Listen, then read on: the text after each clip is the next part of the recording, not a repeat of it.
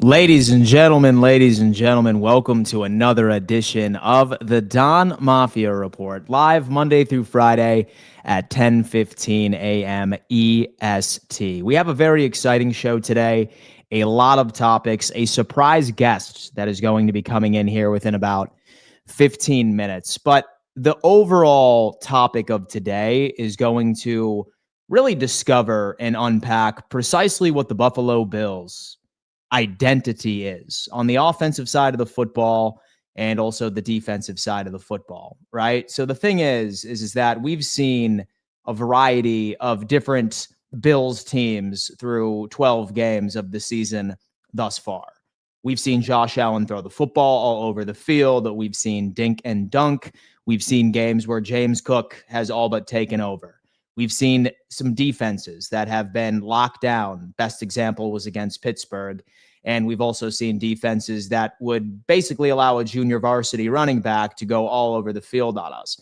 So I think the question is going to remain, what is this team's identity and is it sustainable? And are we potentially calling for an identity shift as December football and the playoffs are right around the corner? Very excited to dive into all of that with you today. As always, I ask each and every single one of you to hit that thumbs up sign for me. It is the easiest way to show love over here on the channel. And more importantly, roll call yourselves in the chat. How far does Bills Mafia truly extend across the world? Forget about the continental United States, the world. Let me know. Do not be shy.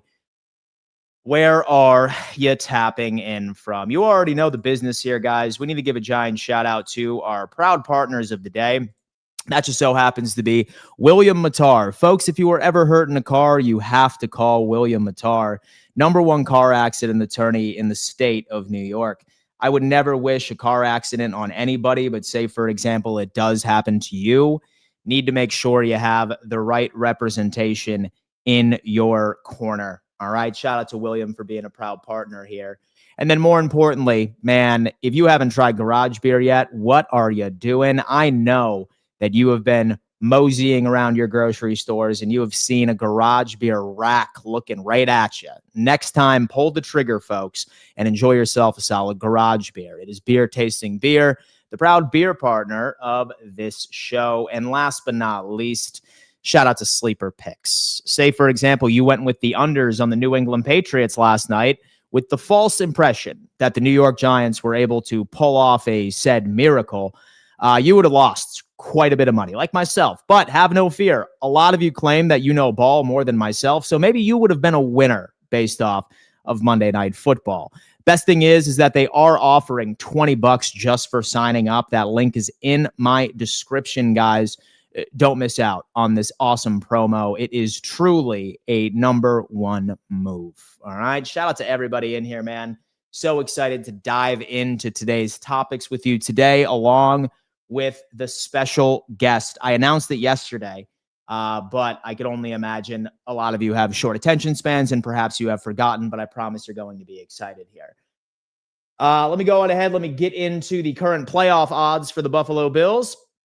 And let me tap in with my audience real fast. Where on earth is everybody tapping in from this afternoon? Let's go on ahead and see how everyone's tapping in. We have Spidey Munns is in the building. Let's go ahead and take a look. We have El Paso, Texas. Chattanooga, Tennessee is in the building. Arkansas, go Bills. Denver, Colorado, California, Rochester, New York. Good morning, Bills Mafia, Buffalo, New York. Christopher, what is going on with you, my friend? I appreciate that. Seattle, go Bills. Let's go Bills. Spidey Munns. Good game, Spidey. We have Durham, North Carolina is in the building. Greer, South Carolina. Eddie, I'm looking forward to our conversation here in the next couple of hours. Jacksonville, Florida is in the building. Orlando, Florida. Gulfport, Mississippi. Boston, Massachusetts. Big win for the Patriots last night, DTN. I know that you are absolutely thrilled on this. Canada is in the building. Our friends from the great north. Forestville, New York. Go Bills. Mafia from the Bronx. Holland, Michigan is in the building. Long Island, Wichita, Kansas. Marion, New York. Oklahoma City. Dave in Denver. Man, Bills Mafia. Man, we are quite literally all across the country. I can't tell you like me living in the panhandle of Florida. And with most of you who know my backstory, I was born in Buffalo. My dad just didn't want to shovel driveways anymore when I was 14, moved me down to South Carolina. Now I currently live in Florida. But still, it's crazy. I can't go anywhere. Like, I cannot lie to you. I cannot go to the grocery store or even a gas station. I could be out for hours running errands or for quite simply just running back to the grocery store for something that I forgot to grab on my initial trip. And if I'm wearing something Bills related, I'm always getting to go Bills. Always. Hands down. And you love to see it. And this is just clearly represented in the live chat, which is a great thing. Guys, want to say we're starting off today with 99 of you on YouTube right now. Do me a favor, hit that thumbs up sign. Let's propel this out to the YouTube algorithm. If there is 99 people watching, have to get 99 people with that like button smashed. I'm starting off the show with this because we always have these conversations.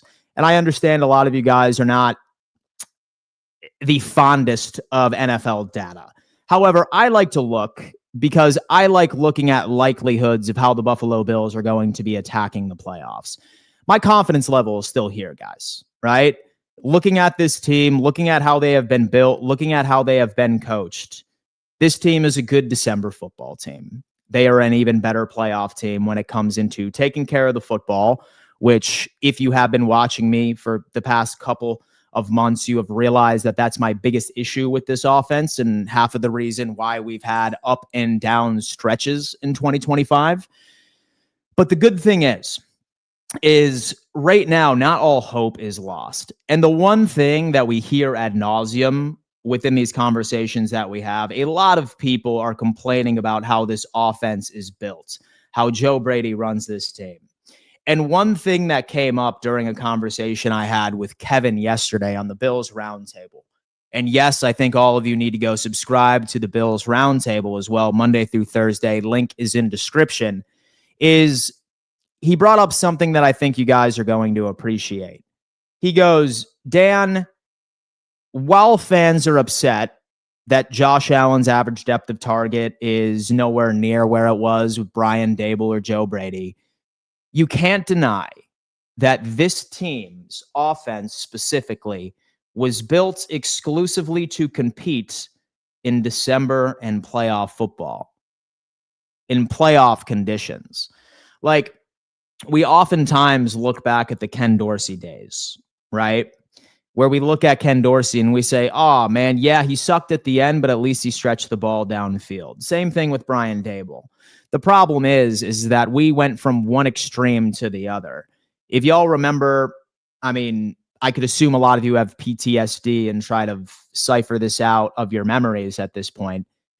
However, during that snow playoff loss against Cincinnati a couple of years ago, we were unable to run the football, right? It was a four-vert type offense. That was Ken Dorsey. And unfortunately, a lot of the times, that was what Brian Dable brought to the building, right? Like, we never really had an elite run game. Maybe it had to do with the lack of personnel we had, execution speaking.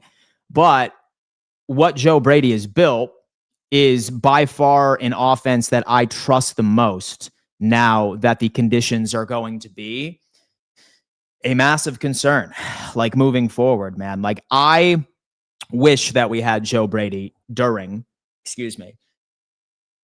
that Cincinnati Bengals playoff game in Buffalo in 2021. Say that I were to go from there. So, yes, I understand it's frustrating, but I can promise you I'm not some figurehead from the organization. I'm not trying to spam propaganda, as I know a lot of you blame me for doing since I've been starting, like this YouTube journey. But rest be assured, this offense is built to succeed in December. And that's something I feel like a lot of us need to accept. But what does it look like from a playoff perspective? Now, currently where the Buffalo Bills stand, we have a 92.3% chance of making the playoffs. Barring some absolute lay an egg, piss down your leg type performance, I don't think this team has it in them. They are making the playoffs at 92.3% chances per DVOA, which is something I feel like that we should be confident in. I love DVOA. Y'all know I'm a big stat nerd. It really accounts for strength of schedule, quality of opponent. This should be telling you something. Winning the division, I don't know, guys. Last night we had like one of the few opportunities I thought that we could potentially steal it. I was really hoping that the New York Giants pass rush would have been able to put up some sort of a fight, especially since the Patriots had so many injuries on the left side of their offensive line. But I mean, credit where credit is due. Drake May was able to overcome that. He had a stellar game while simultaneously missing on half of his offensive line. I can't be mad at him for that, right? I can't be mad. He just outplayed it, right? And they ultimately ended up beating a 2-10 team, I think, with an interim head coach and a rookie quarterback. So if you were to ask me as far as division purposes, I'm not feeling all that confident. While I am confident that I think that we win in Foxborough coming up, and while I'm confident I think Baltimore could potentially hand the Patriots a loss as well, how many of us really think the Jets or the Dolphins have any shot in a gun range of being able to potentially ruin their season and hand us back the division title? Not so much myself, but that's okay. I'm feeling okay when it comes into the path via wild card. It's not like we haven't seen it before. We haven't seen wild card teams go on a run in NFL history. Now, as far as seeding is concerned, like I said, my confidence level with the division, that's really not my path of how I envision this season ending. The Buffalo Bills have a 24.5% chance of winning the division. In my eyes, I feel like it's less, barring some miracle from the Miami Dolphins and Jets. And obviously, we need to take care of business in Foxborough. Same thing with Lamar Jackson, if he can get back into his like type playing, etc. But hands down, as we already know, the 5th seed is the most statistically possible, meaning that we would likely be going up against the winner of the AFC North. And some of us are maybe concerned about going into Baltimore for the first wild card weekend. But at the end of the day, this AFC North division is competing for perhaps one of the worst divisions in NFL history, barring, some crazy comebacks from Cincinnati, from Baltimore, from Pittsburgh. Like, with this team has one of the worst winning percentages, as well as having one of the worst point differentials, all 4 teams across the board. So how confident are we really going up against the AFC North? We're going to have to see, man. Listen, the playoffs are going to be answering quite a few questions for us right now, and that's just kind of how it is. We have Jonas is coming in saying the Finns will have something to play for that last game of the season. Let's keep your hair's hopes up. I love it, man. I love it. Dan, it's my birthday. Can you slap Bob for me? In a second, man. I promise you. I will give Bob a massive slap by the end of the stream. I promise you that. We need to stop talking about winning the division. Ship in over since they beat us. Let's win one game at a time. We are the cause. We are in the position now, not handling business with teams we should have beat. So they put pressure on themselves. I totally get it. I've seen crazy things happen. Like, we had very similar energy when the Miami Dolphins had a 3-game lead, I think, with 5 games remaining.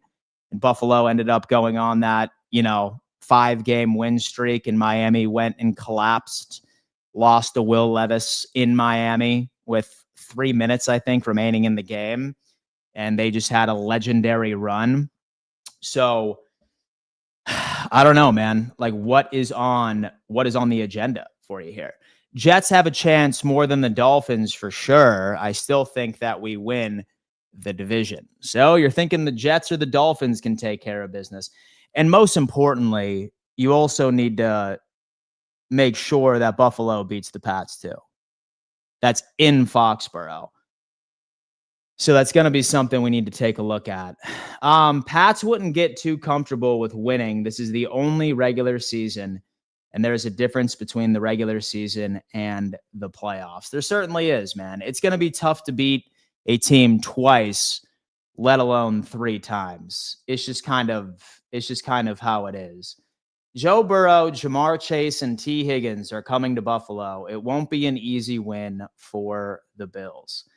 Nothing worth having is easy, right? That's something I feel like all of us can accept as Bills fans. But one thing that should keep you optimistic is the fact that Buffalo's secondary is the furthest thing from the problem with this team.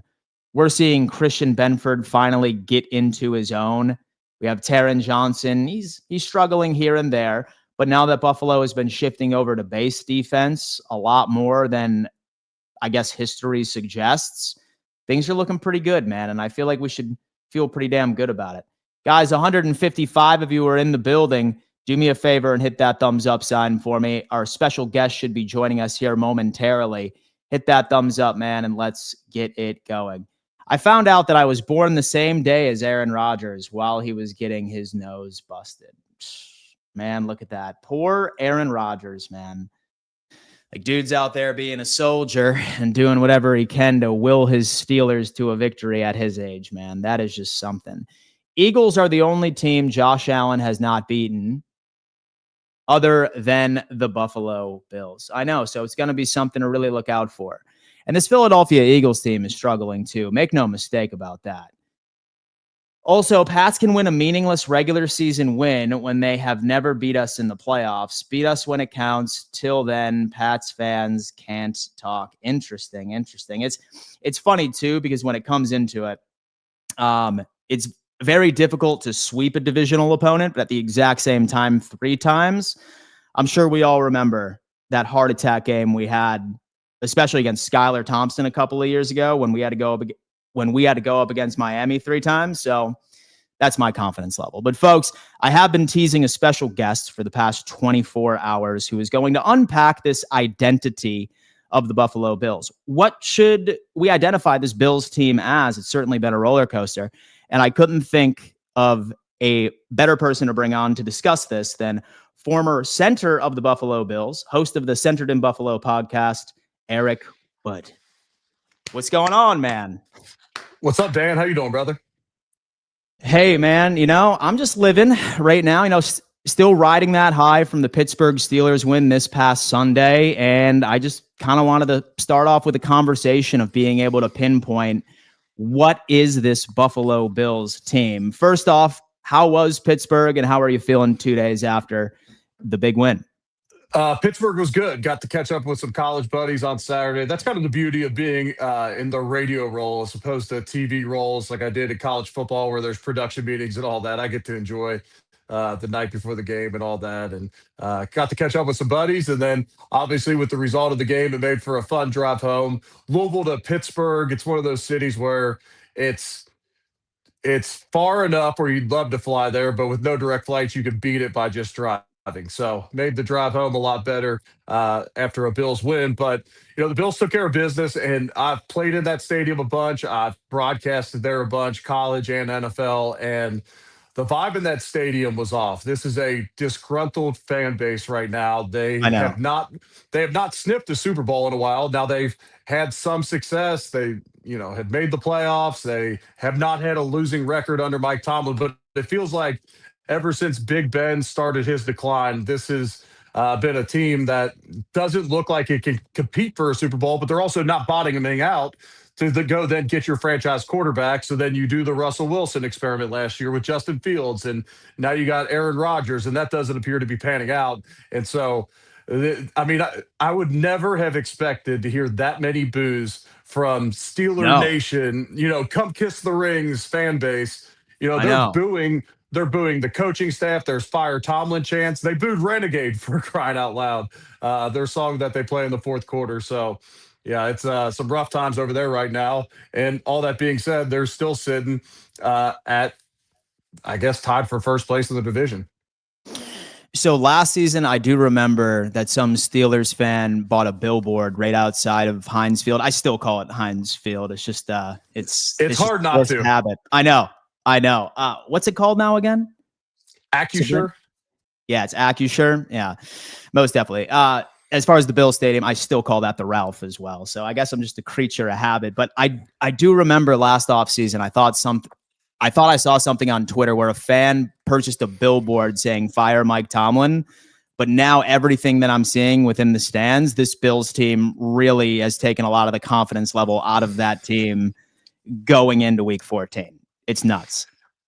I would assume so. I mean, that's a back-breaking performance when you essentially run two plays for a majority of the game. You control the ball for 42 out of the 60 minutes of the game, triple them up on yardage, maybe even more than that by the end of the game. I know at one point in the third quarter they had tripled them up in yardage, and I mean they completely out-physicaled this Steelers team and this organization that prides themselves on always being the most physical team on the field each week. And yeah, Mm-hmm. and this is a Bills team that's still trying to kind of find its identity. They were extremely banged up on offense, banged up on defense as well, but Yeah. extremely banged up on offense with both tackles being out and probably your two best route runners, separators on the outside, and Kincaid and Palmer. And to get beat down the way they did is that's disheartening. Yeah. Yeah, man, most definitely. And a giant shout out to Alec Anderson and Ryan Vandemark for coming in and really.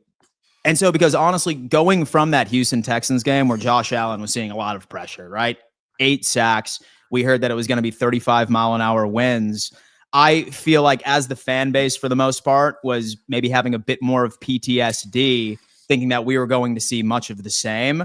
But it's funny how Joe Brady and this offense was able to adjust. I read something that Josh was going to almost Tua numbers when it comes into time to throw, like was close to about 2.27 yards when that called for that. And then hearing TJ Watt in his post-game press conference saying this team was running the same play over and over and over again. From a former player's perspective, I'm just curious. Like, you often hear fans sometimes say, oh, well, this offense is far too predictable. I'm kind of in the camp of, sure, it can be predictable, but you need a very specific type of personnel to stop it. Is that what we saw from Buffalo? It was just our dogs against theirs, and our dogs were just bigger and stronger. Like, what was from your former player perspective on that? Yeah, that's a good question. So we were running inside zone to the left and duo to the right. That was game plan specific. You run at Cameron Hayward on the inside zone. You hope that TJ Watt comes up the field on the backside of the inside zone. That gives you those huge cutback lanes. Mm-hmm. And so I think we might have lost Eric there here for a second. Cam Hayward, neutralize him, and then cut it back. Crap. All right. Am I back? Yeah. You're back. You're a little spotty, but yeah, okay. I think we hear you. Okay. I'm sorry. We have a snow day in Louisville. We just set a record for December 2nd, most amount of snow. So the internet's kind of spotty right here. Oh, yeah, so, man. No issue at all. No issue at all. I apologize about that. So we were running inside zone to the left, hoping TJ Watt would get up the field on the backside, and you're running it to Cam Hayward, and then you cut it back off of him. If he tries to blow a gap, then you could cut it off him on the play side.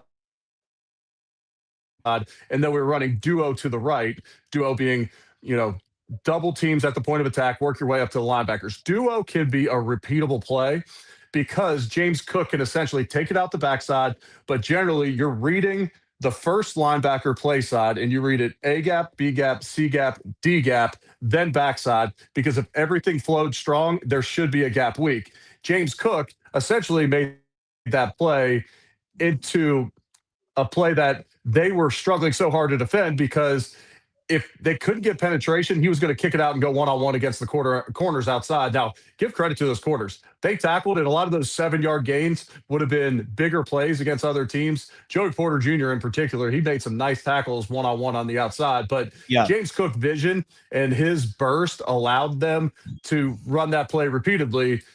But I'll say this, Jackson Hall's one-on-one at the point of attack over and over against TJ Watt, I was told in the preseason by one of the guys on the coaching staff who's been around a long time that Jackson Halls was the best blocking tight end he's ever been around at any age of experience, and this is a rookie. And so he put on a show against TJ Watt one-on-one on the backside, or I guess on the front side of all those duos. A lot of times it was backside just based upon the way that Cook was cutting the ball. He has been such a gem to be added to this roster. Like, obviously dialing up even more heavy personnel this year, a lot more 13, and you can really see it with the run game here. And that was the perfect example. one of the several big James Cook, let James Cook type games. But I do need to ask you this, because based off of a lot of fans that I talk with, a lot of people are wondering, why exactly is this pass game so hit or miss, right? We've seen this offense work. We've seen Josh Allen throw it all over the field, specifically fourth quarter of the Baltimore Ravens game. We have Tampa Bay. We've seen just taking what the defense gives you and the underneath stuff. A lot of people are saying it's wide receivers. That's been a very popular trend so far this year. With me, Eric, and I'm not sure if you agree with me, I think it's pretty simple. And granted, I could be totally off on this. The only key difference that I have seen has been the Buffalo Bills' increase in turning the football over. I look at each and every single loss. I look that it's the magic number of three offensive turnovers, and that equated into a loss for the Buffalo Bills. And I just try to tell a lot of fans, I'm like, look, this offense was built to compete in December. We saw Josh Allen win an MVP with this. It's not a bad thing for Josh to be taking what the defense gives him, being a split down the middle, 50-50% well-balanced offensive attack. I'm just curious from your perspective, why does this look so different compared to last year? With a semi-similar DNA, I would say, as well, minus a couple of players. Yeah, I'll say this. After the Tampa Bay game, Josh's numbers were almost identical to last year when he wins the MVP. Through that amount of weeks, they were literally identical, except for his turnover rate was up, to your point. The turnover rate was up compared to last year, but touchdowns, yards, completions, they were literally almost identical from a year ago. This year, I think you can point at a number of things. It's been the turnovers. At times, there has been issues in the pass game, and everyone wants to critique Brandon Beane. And look, I get it. He drafted Keon Coleman, but you expected in year two to get more out of him. His guy that he brought in the offseason, Josh Palmer, has been in and out of lineup this entire year. Kincaid has developed into one of the better pass-catching tight ends in the league. He's been in and out of the lineup. Khalil Shakir has been playing through ribs and an ankle, I believe. And so, you got a lot of guys dinged up on the outside. There's been games where we haven't had to pass the football a whole lot. And then you combine all that with a few untimely misses by Josh Allen, and whether that's him expecting a guy in a different spot or he simply, misses the mark. You combine all those things, and it's a pretty lackluster passing attack. This passing attack has shown at times that it can win you a football game. Second half of the Baltimore game against Tampa Bay. I also think that even though the Bills have the number one rushing attack in the league, there's games where they still are daring the Bills to continue to run the football because they have so much respect for 17. Yeah. And then the last point I'll make on the passing game is this. Teams are blitzing us at a very high rate right now. Even Pittsburgh last week on obvious pass downs increased their blitz percentage dramatically. This is usually just a four-man rush. Our guys can beat yours up front. They even increased it because we run so many five-man protections.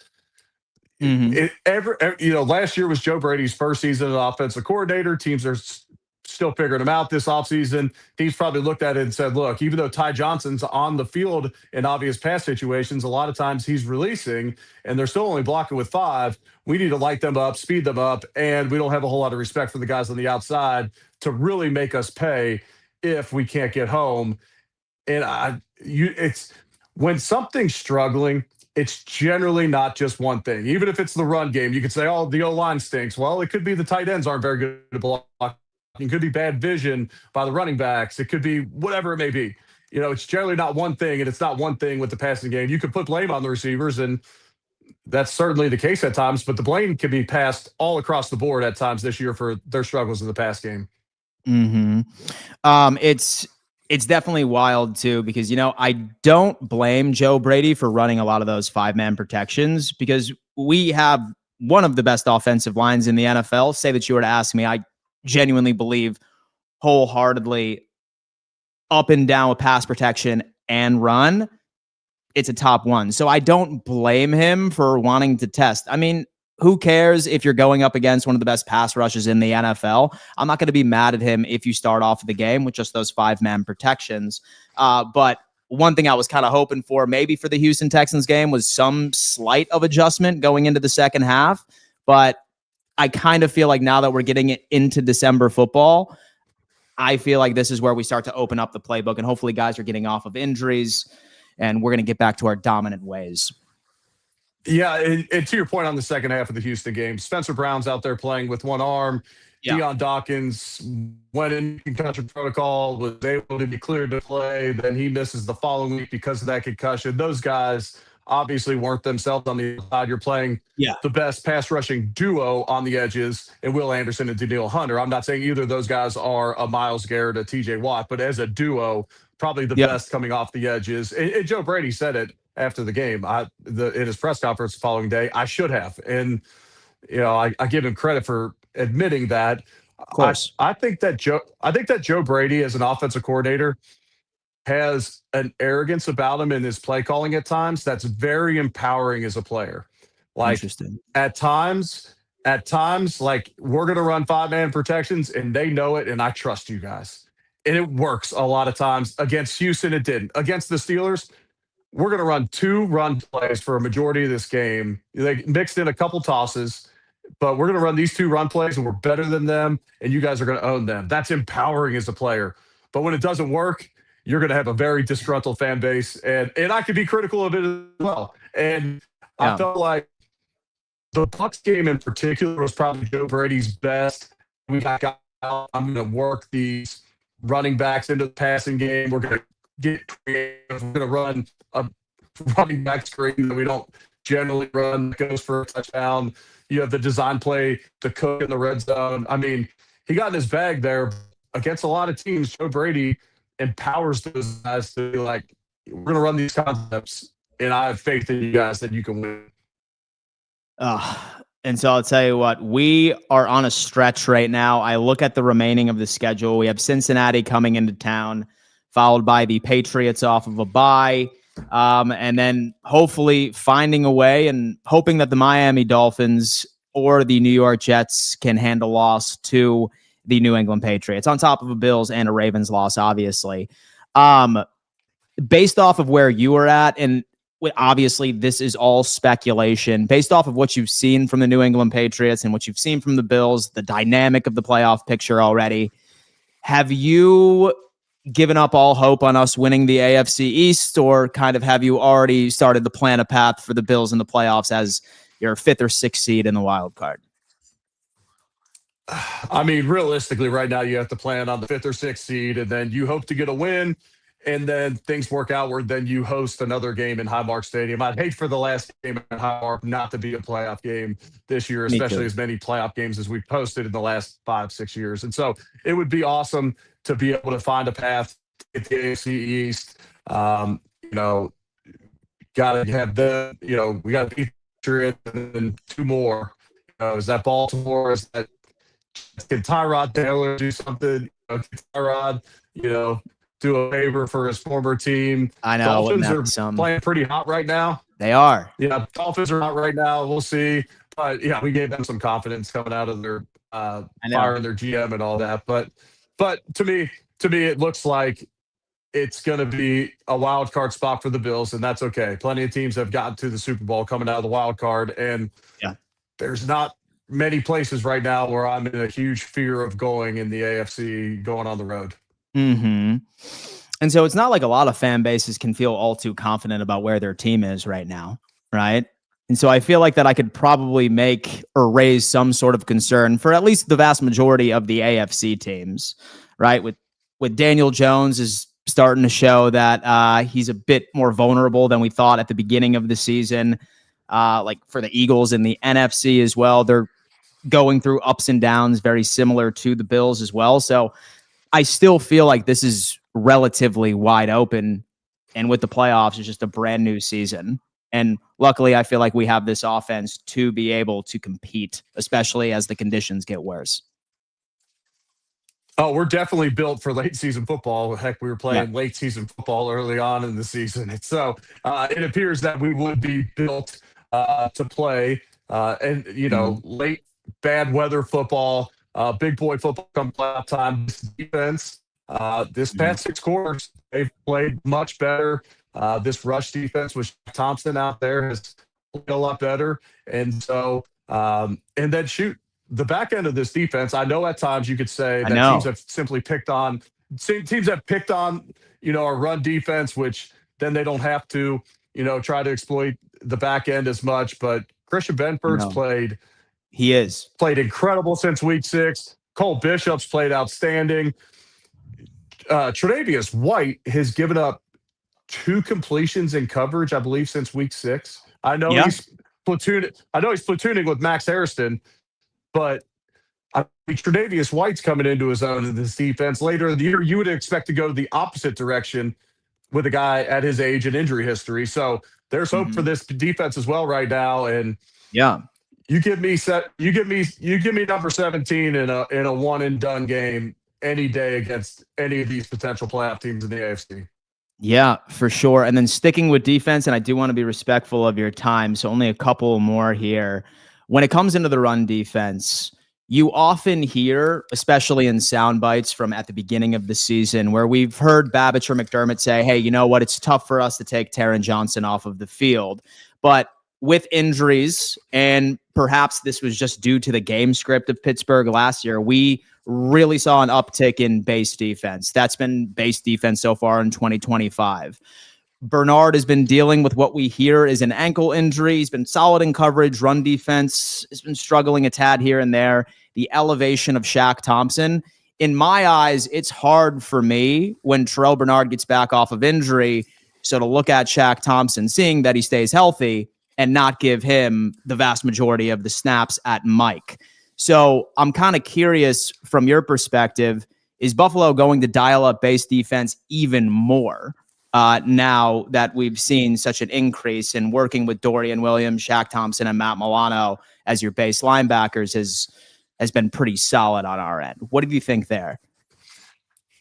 When TB comes back, it'll be interesting. If he's fully healthy, when he comes back, Mm-hmm. if he's fully healthy and he has his mobility, it'd be hard for me to keep him off the field for the entire game. We've shown that with Hoyer and Hancock that we'll platoon based upon rundowns, passing downs. Maybe TB comes on the field with Shaq Thompson for nickel defense and dime. It'll be Yeah. interesting because our base defense right now, if you look at the EPA, one of the better base defenses in the NFL. Now, we match personnel. We're not going to leave base defense out there. If you have 3 wide receivers or 4 wide receivers, we're not going to do that. We're a match defense at this point. And so it'll be interesting to see how they end right now. I think you're concerned with Shaq Thompson early in the season. If you played him too much then, coming off the Achilles last year, a hamstring in the preseason, another hamstring during the regular season, could he be later in the year? I wasn't sure on that. Well, we're in December. Put your chips in and let's get Shaq Thompson out there and let's see if he can continue this level of play because he brings the nastiness to that defense that we have needed for a while. Yeah. Yeah. And you know what? Like, I know this front office made the defensive line a theme of this offseason and free agency and the draft. And it's just so unfortunate that we're dealing with so many injuries. But now, in my eyes, it's transitioning back into your vintage Sean McDermott defense, right? Where like you have question marks from the pass rush side of things, but your secondary is really carrying the weight, right? Matt Milano, when healthy, Yeah. looked fantastic, and everybody else. So I feel like that has to be our move moving forward. And then hopefully Ed Oliver can make, some sort of splash, say that we make it to the AFC Championship. Right. I mean, if this defense line's fully healthy and you have Greg Rousseau, down pass rushing, if you have Greg Rousseau, Michael Hoyt, Ed Oliver, and Joey Bosa out there, you feel really good about a couple of those guys winning on a consistent basis to where that was the plan heading into the year. And then maybe a Deion Walker comes alive, maybe a TJ Sanders comes alive, Landon Jackson. You put together the group to have a bunch of dynamic guys. Dorian Williams coming in that Joker role up there. Well, that goes out the window when Michael Hoyt gets injured. And then you have Ed Oliver get injured. And then Joey Bosa's playing with this wrist where I know he made the game-changing sack last week, but prior to that, he hadn't had a sack since I believe he injured his wrist to where, and that's not an indictment on him. I give him credit for going out there, gutting it out with one hand because we need him to play based on the numbers. With him with a hamstring against the Cincinnati offense, that might hurt even further. Yeah. Well, hey, folks, this is the time where Buffalo can make the run. I'm very interested to see how the rest of the season goes. Guys, if you have not subscribed over to Eric's YouTube channel, the Centered on Buffalo podcast, you absolutely need to. Say, for example, that you are not watching this live, you're watching the replay of this. I will have this linked in the description. And Eric, we really appreciate you hopping on and talking to us, man. I know that you're a busy guy. You got a lot going on. No, it's my pleasure, brother. And I'm a fan of your work, fan of your content. I followed for a while. I'll get you over on the Buffalo podcast soon. I'm recording with Alec Anderson later today, so that'll be a fun one, talking to him about the game plan heading into last week, how he felt out there. And I always love that dude. That dude's about as real as it gets. Oh, yeah. On a podcast. I've had him on before, so it should be a good one. All right. Perfect. Guys, stay tuned for that. Just make sure you subscribe and turn on those bell notifications over there for Eric. And hey, man, we appreciate you. Thank you so much for your time. Absolutely. My pleasure, brother. See you, man. Shout out to Eric Wood, ladies and gentlemen, former center of the Buffalo Bills, and also the host of the Centered on Buffalo podcast, man. We sincerely appreciate his time. Let's go ahead and get back into business, folks. Let's get back into business. What does the chat have to say, folks? Do me a favor. Hit that thumbs up sign for me. Subscribe to the channel if you haven't had an opportunity of doing so already. And let's get into like a Q&A segment. I think that this is now. We have Jonah saying, big time now, Dan. Hey, listen, Eric's always been super cool. I am thrilled that he was able to make a little bit of time for us today.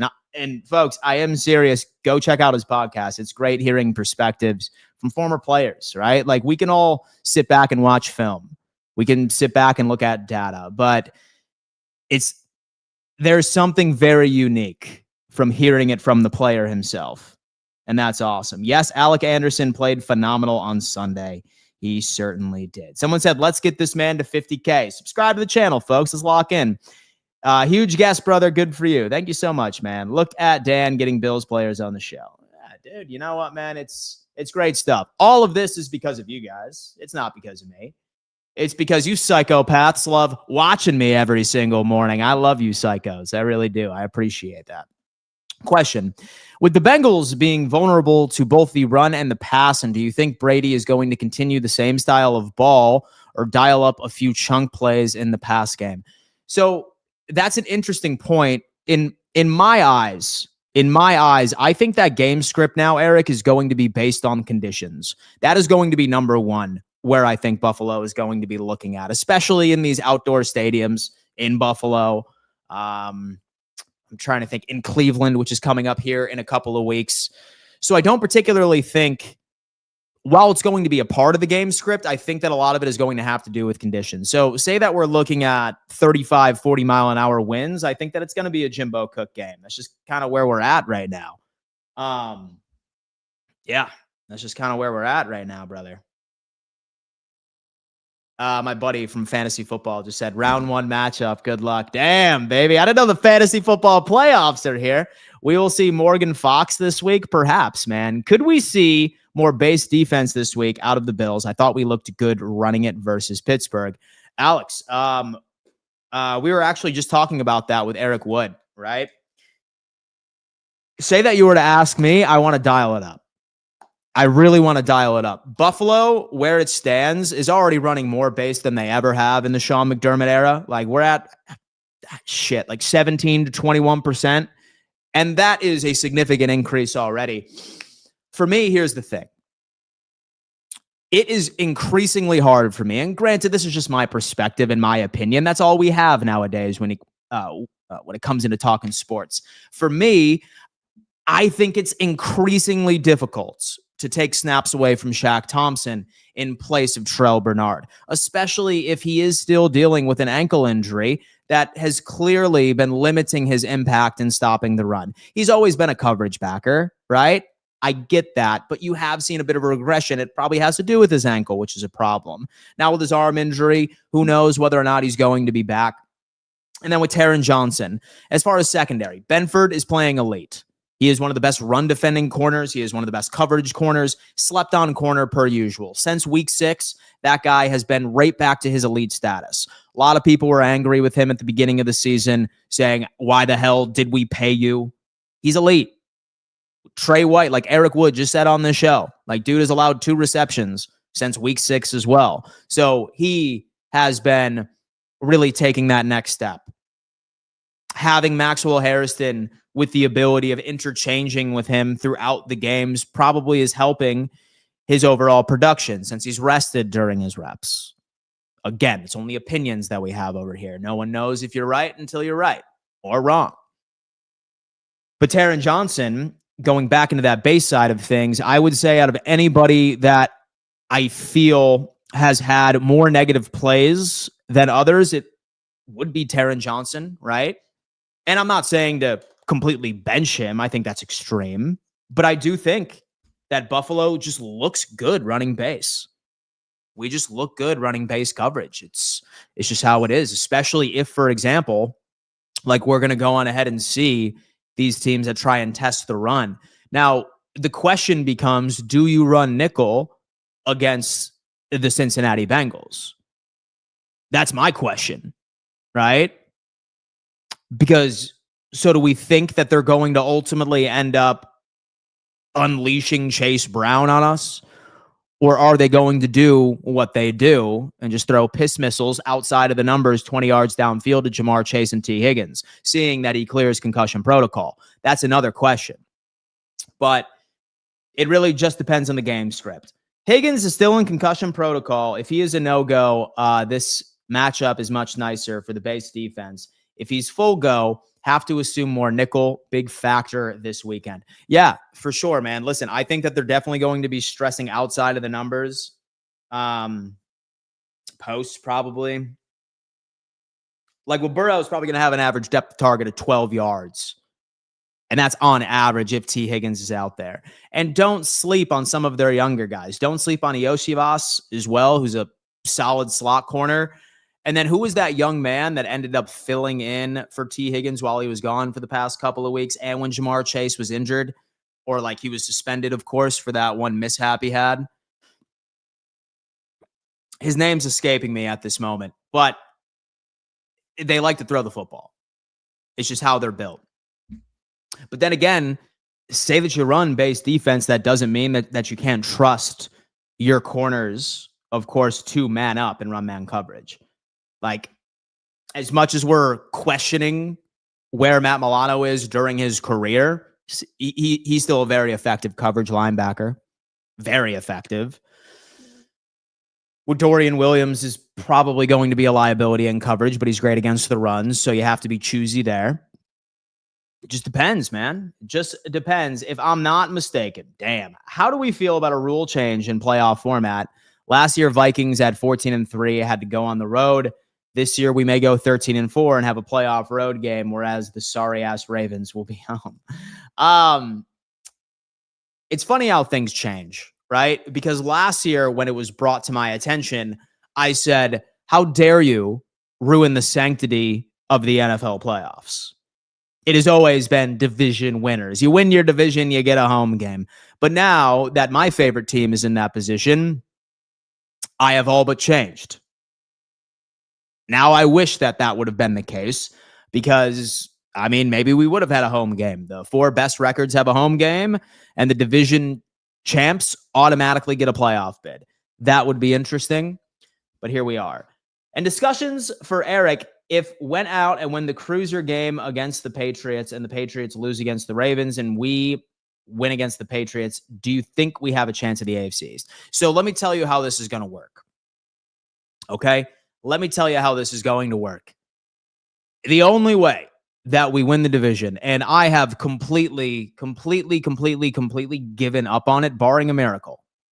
So we better be the biggest like Dolphins and Jets fans in the face of the planet. First off, we need to take care of business and beat them in Foxborough. Second off, we need Lamar Jackson to actually play like Lamar Jackson when he plays New England.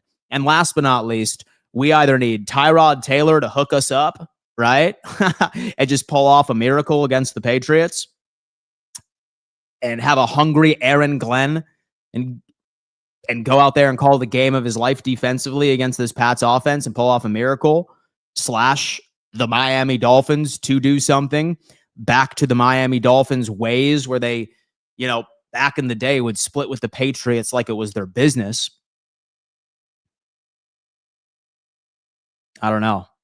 Like, where is your confidence level with that? Mine is fifth seed, 12-5. Yeah, maybe with a loss of the Eagles.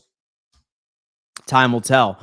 In 2025, having divisions is dumb. Brad, man, listen, I do own a company that has everything to do with divisions, so I would need to pivot if that was the case. How about those Patriots? Great win for you guys, man. Great win, especially with what Drake May had to endure, because he was missing the entire left side of his offensive line. So that's something. As much as it pains me, we actually have to hope the Chiefs get a win against the Texans in case it comes down to a tiebreaker getting us into the playoffs. So the Texans, what you need to remember about them is that they are, and this was brought up by Kevin yesterday on the Bills Roundtable, and I need all of you to go subscribe to the Bills Roundtable. It's myself and Kev and Z-Bot and Jake from Bills Bunker. This is an awful team outside. They are absolutely awful in outdoor stadiums. Terrible. They're awful outside. It's because they're coddled and they have, and so a nice shiny stadium, right? And also keep in mind that they are going to be playing a lot of divisional games to wrap up the season. So for me, I'd rather take care of the Chiefs and completely shut them out of making the playoffs entirely. This Chiefs game coming up is a playoff game for them. It is a playoff game for them. We'll see. We will see. Don't forget, we get most of our injured players back by the Eagles game. We should be able to beat them. Wouldn't that be ideal? Statement. Our identity this year is we are consistently inconsistent. Funny. I love all you Patriot haters. Hey, man, listen, I'm giving them credit. At this point, I'm not worried about the Bills winning the division more so than being in the playoffs. That's how it is. All right, folks. That's going to have to do it for another edition of the Dom Mafia Report. If you are just joining, I had former center of the Buffalo Bills on the show, Eric Wood. Say, for example, that you want to hop on and you want to rewind or watch the replay of this and unpack that entire conversation. Feel free to do it. Man. Love you guys. Thank you so much for all the opportunities that you have afforded me by your loyal viewership. Subscribe, turn on bell notifications. I'll be live on 4th and Forever here shortly. And go Bills. Oh, and by the way, tomorrow we are unpacking the Bengals game. Funny. Oh, slap. Got you, brother. There you go, dude. There you go, pal. All right, man. See y'all. Peace.